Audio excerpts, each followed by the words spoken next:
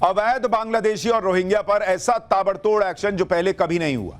Bulldozer तो चला ही, रोहिंग्याओं का सामान पैक करके कहां भेज दिया जा रहा है अब आपको दिखाता हूं। प्रधानमंत्री नरेंद्र मोदी एक तरफ पाकिस्तान को तो निपटा ही रहे हैं, दूसरी तरफ देश के अंदर भी जबरदस्त एक्शन चल रहा है। देश के अंदर जो दुश्मन छुपे हैं, जो लोग देश को खोखला कर रहे हैं, उनकी सफाई के लिए जबरदस्त तरीके से ऑपरेशन क्लीन चल रहा है। आप देखिए कि एक के बाद एक जासूस पकड़े जा रहे हैं, कोई दिल्ली से, कोई राजस्थान से, कोई यूपी से, हर जगह पर चुन चुनकर पाकिस्तानी जासूसों पर स्ट्राइक हो रही है। इसके अलावा देश के अंदर जगह जगह जो अवैध घुसपैठिए भर गए थे, उन घुसपैठियों को भगाया जा रहा है, उन घुसपैठियों पर बुलडोजर एक्शन हो रहा है। अवैध रोहिंग्याज हो या फिर अवैध बांग्लादेशी हो, इन सब का टाइम ओवर हो गया है। दिल्ली, हरियाणा, यूपी से लेकर असम तक अवैध रोहिंग्या और बांग्लादेशियों पर जबरदस्त एक्शन हो रहा है। ये सारे घुसपैठिए जो अवैध निर्माण करके देश में जमकर बैठ गए हैं, इनका सामान पैक करके खदेड़ा जा रहा है। अवैध घुसपैठियों के खिलाफ देश भर में चल रहे एक्शन का पहले एक ट्रेलर देख लीजिए, फिर आपको बताता हूं कि कैसा जबरदस्त एक्शन चल रहा है इनके ऊपर।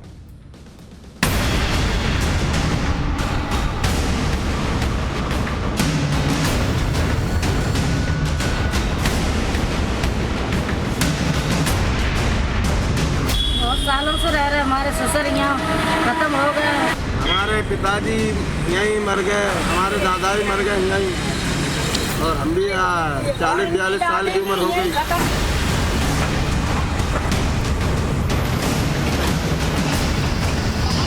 बांग्लादेशी घुसपैठियों के लिए 1 इंच जमीन नहीं देने वाले हैं। Will give arm license to the eligible persons who are residing in remote area, vulnerable area and border area. Pakistani जासूस हो या अवैध घुसपैठिए, इतने सालों में इन्होंने दिल्ली को ही बड़ा ठिकाना बनाया हुआ था, इसलिए अब सबसे ज्यादा एक्शन भी दिल्ली में ही चल रहा है। दिल्ली पुलिस ने पिछले 24 घंटे में अलग अलग इलाकों से 38 बांग्लादेशियों को पकड़ा है। ये सभी बांग्लादेशी कूच बिहार के रास्ते दिल्ली पहुंचे थे। दिल्ली से पहले ये सभी अवैध घुसपैठिए हरियाणा के नूह में रहकर काम कर रहे थे। इसके बाद दिहाड़ी मजदूरी करने के लिए नूह से दिल्ली में आकर रहने लगे। पकड़े गए 38 बांग्लादेशी में महिलाएं और बच्चे भी शामिल हैं। इन अवैध घुसपैठियों को बांग्लादेश डिपोर्ट करने की भी तैयारी की जा रही है। मतलब सिर्फ पकड़ा नहीं गया है, निकलो यहां से और जाओ बांग्लादेश में रहो। अवैध बांग्लादेशियों के खिलाफ कितना तगड़ा एक्शन हो रहा है उसकी तस्वीरें आपको दिखाता हूं। गाजियाबाद में सुरक्षा एजेंसीज ने अवैध बांग्लादेशियों के खिलाफ मुहिम छेड़ रखी और अब तो इन लोगों को सीधे बांग्लादेश डिपोर्ट किया जा रहा है। गाजियाबाद में कुल 150 अवैध बांग्लादेशियों को डिपोर्ट किया जा रहा है। इन सभी को इंडियन एयरफोर्स के विशेष विमान से भेजा जाएगा। दिल्ली एनसीआर अवैध रोहिंग्या और अवैध बांग्लादेशियों का सबसे बड़ा अड्डा बना हुआ था। ऐसे सिंडिकेट चल रहे थे जो अवैध रोहिंग्या और बांग्लादेशियों को यहां लाकर बसाते थे। पिछले 6 महीनों में दिल्ली पुलिस ने कई ऐसे सिंडिकेट्स का भंडाफोड़ किया है जो बांग्लादेशियों को अवैध तरीके से देश में घुसाने से लेकर उन्हें राजधानी तक पहुंचाने और उनके फर्जी दस्तावेज बनाने में मदद करते थे। यही नहीं, जांच में यह भी पता चला है कि यह सिंडिकेट इन अवैध बांग्लादेशियों को नौकरी दिलाने तक में मदद करता था। दिल्ली पुलिस के आंकड़ों के मुताबिक पिछले 6 महीनों में दिल्ली से 800 से ज्यादा अवैध बांग्लादेशियों को बांग्लादेश डिपोर्ट किया जा चुका है, जबकि 500 से ज्यादा अवैध बांग्लादेशियों की पहचान करके उन्हें डिपोर्ट करने की प्रक्रिया शुरू हो चुकी है। पुलिस को जांच में यह भी पता चला है कि फर्जी दस्तावेजों की मदद से ये अवैध बांग्लादेशी दिल्ली में अलग अलग जगहों पर नौकरी तक कर रहे थे। यही नहीं, इन अवैध बांग्लादेशियों के बच्चे ईडब्ल्यूएस कोटे में बड़े और नामी स्कूल में पढ़ाई तक कर रहे थे। भाई, दिल्ली पुलिस ने राजधानी के अलग अलग इलाकों में छापेमारी कर अवैध बांग्लादेशियों की लिस्ट तैयार की। दिल्ली में अवैध बांग्लादेशियों पर हो रहे एक्शन पर दिल्ली पुलिस को सुनिए। इनमें जिन लोगों के पास कुछ के कागज मिले हैं, उनमें आधार कार्ड मोस्टली मिले हैं और वहाँ के बांग्लादेश के भी इनके पास डॉक्यूमेंट मिले हैं, चाहे वो व्हाट्सएप पे, फ़ोन में या कहीं भी उनको डॉक्यूमेंट वहाँ के मिले, जिससे हमने उनको उस वहाँ से जोड़ा है और उनकी एफआरआरओ की मदद से डिपोर्टेशन की कार्रवाई कर रहे हैं।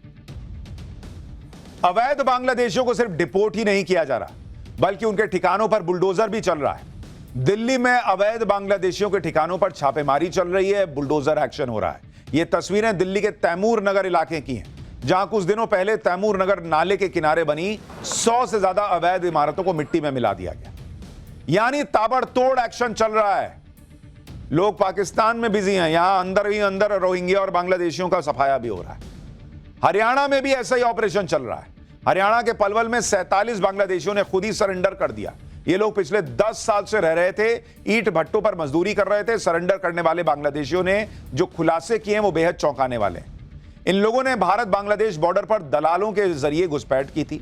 भारतीय सीमा में दाखिल होने के लिए इन्होंने दलालों को 5 से 10 हजार रुपए तक की पेमेंट की थी। पिछले 10 सालों से ये लोग राजस्थान और हरियाणा में ठिकाने बदल बदल कर रह रहे थे। लेकिन जब पहलगाम हमले के बाद सरकार ने अवैध घुसपैठियों के खिलाफ ऑपरेशन क्लीन शुरू किया तो इन लोगों को काम मिलना बंद हो गया। फिर मजबूरी में इन्हें पुलिस के सामने सरेंडर करना पड़ा। सुनिए ये लोग खुद क्या बता रहे हैं। ईंट भट्टे पे ईंट थाप रहे थे।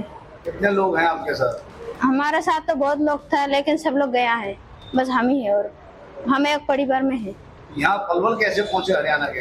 गाड़ी वो बाबूजी ने निकाल दिया था भट्टे से, फिर अब हम यहाँ आया था काम करने के लिए।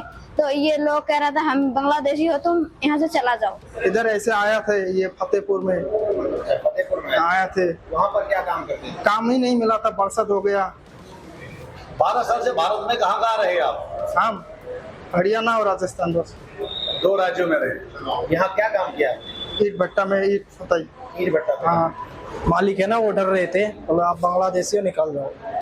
फिर हम लोग इधर आए, सारा 2-4 भट्टे में घूमे, रहने नहीं दिया, फिर हम सिलेंडर करने आए। जो दलाल था उसको कितना पैसा दिया था? मतलब वो अलग अलग है सबसे, कोई 5,000 लेता था, कोई 10,000, कोई 3,000 4,000 ऐसे बंदा देख के। यहाँ तो कोई खर्चा वर्चा नहीं मिला, फिलहाल तो खाने का भी पैसा नहीं है। जब भी हम लोग सिलेंडर करने हैं, कोई उपाय नहीं है हमारे पास। वापिस बंगाल जाना चाहते? वापिस बंगाल जाना चाहते बस। यूपी में भी सीएम योगी ने घुसपैठियों को यूपी खाली करने को कह दिया है। यह फरमान जारी हो चुका है, जिसके बाद यूपी के अलग अलग शहरों में बसे रोहिंग्या और अवैध बांग्लादेशियों में हड़कंप मच गया, क्योंकि नकली वोटर कार्ड, नकली आधार कार्ड बनाकर रहने वाले अवैध बांग्लादेशी जान चुके हैं कि अब उनको यूपी ही नहीं बल्कि देश से बाहर का रास्ता दिखाया जाएगा। यूपी में ऑपरेशन क्लीन का असर आज बरेली में नजर आया, जहां डिपोर्ट होने से बचने के लिए लोग कई पीढ़ियों से यहां बसने की दलीलें देते सुनाई दी। सुनिए जरा। बहुत सालों से रह रहे, हमारे ससुर यहाँ खत्म हो गए, बहुत हमारे बूढ़े वाले थे वो भी यहाँ खत्म हो गए। हमारे पिताजी यहीं मर गए, हमारे दादा भी मर गए यहीं, और हम भी 40-42 साल की उम्र हो गई।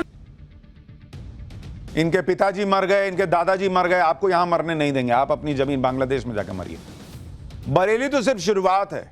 अवैध बांग्लादेशियों के खिलाफ ऐसा ही ऑपरेशन पूरे यूपी में चलाने की तैयारी हो चुकी है। कहा जा रहा है कि अकेले लखनऊ में ही 50,000 बांग्लादेशी घुसपैठिए रह रहे हैं। प्रयागराज में इनकी संख्या 30,000 के पार है। वाराणसी में 15,000 अवैध घुसपैठिए रह रहे हैं, जबकि कानपुर में इनकी संख्या 45,000 के पार बताई जा रही है। यूपी में अगर सीएम योगी ने तय कर लिया है तो समझो बांग्लादेशी और रोहिंग्या यूपी से भागते हुए नजर आएंगे। अवैध घुसपैठियों पर सबसे जबरदस्त एक्शन तो गुजरात में चल रहा है। गुजरात में अवैध बांग्लादेशियों पर हुई स्ट्राइक की तस्वीर पिछले दिनों पूरी दुनिया देख चुकी है, जहां बांग्लादेशी घुसपैठियों का 1,000 से ज्यादा अवैध उनके घरों को मिट्टी में मिला दिया गया। बचे हुए घरों को मिट्टी में मिलाने का अभियान आगे भी जारी रहने वाला है। अवैध घुसपैठियों की सफाई करना जरूरी भी है, क्योंकि इसकी वजह से देश में कई जगह पर डेमोग्राफिक चेंज हो रहे हैं। जैसे असम को ही ले लीजिए, राज्य में अवैध घुसपैठ की वजह से डेमोग्राफी में आए बदलाव को आज हिमंता बिस्वा शर्मा सरकार बहुत गंभीर समस्या मान रही है, और इसलिए बॉर्डर के इलाकों के मूल निवासियों को हथियार का लाइसेंस देने का ऐलान कर दिया है। दरअसल असम के सीएम हिमंता बिस्वा शर्मा लगातार दावा करते रहे हैं कि असम में देश की आजादी के वक्त मुसलमानों की संख्या राज्य की कुल आबादी का 14% थी, लेकिन आज असम में मुसलमानों की आबादी कुल आबादी का 40% हो चुकी है, और उनके हिसाब से यह संख्या जो देश के मुसलमान हैं उनकी वजह से नहीं बढ़ रही, बल्कि अवैध घुसपैठिए आ रहे हैं उनकी वजह से ज्यादा बढ़ रही है। सुनिए असम के मुख्यमंत्री हिमंता बिस्वा शर्मा ने क्या कहा है। Today we have decided that we will give arm license to the eligible persons who are residing in remote area, vulnerable area and border area, and we will encourage our original inhabitants and indigenous Indian citizen to apply and take arms license as per the eligibility provided in the Indian Arms Act. सोचिए border के इलाकों में कितने इस घुसपैठ से कितनी समस्या बढ़ गई है, संकट बढ़ गया है कि असम के मुख्यमंत्री कह रहे हैं कि भाई वहां लोगों को लाइसेंस जो एलिजिबल होंगे उनको हथियार रखने का लाइसेंस देंगे। असम की ही तरह उत्तराखंड में भी पिछले कुछ सालों में तेजी से डेमोग्राफी बदली। साल 2001 तक उत्तराखंड में हिंदुओं की आबादी कुल आबादी का 85% थी, जबकि मुसलमानों की आबादी कुल आबादी का ऑलमोस्ट 12%। लेकिन 2011 में उत्तराखंड में हिंदुओं की आबादी घटकर 83% हो गई, जबकि मुसलमानों की आबादी बढ़कर ऑलमोस्ट 14% पे चली।